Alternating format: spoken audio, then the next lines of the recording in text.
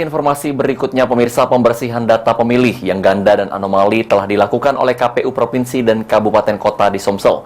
Setidaknya ada 300.000 data pemilih dibersihkan. Pembersihan data pemilih ini dilakukan agar nantinya dalam proses penyandingan data dengan Dirjen Kependudukan Kemendagri ada kesamaan.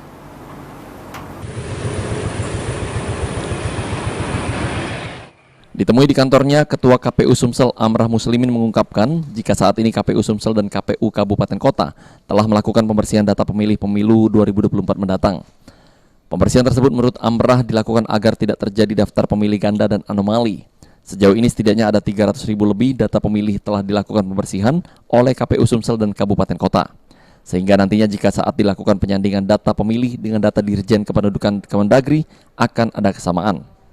Dan KPU Kabupaten Kota itu paling tidak sudah membersihkan di hampir 300.000 daftar pemilih yang ganda, kemudian anomali yang NIK-nya ganda, kemudian NKK-nya ganda, itu kita keluarkan semua dari daftar pemilih.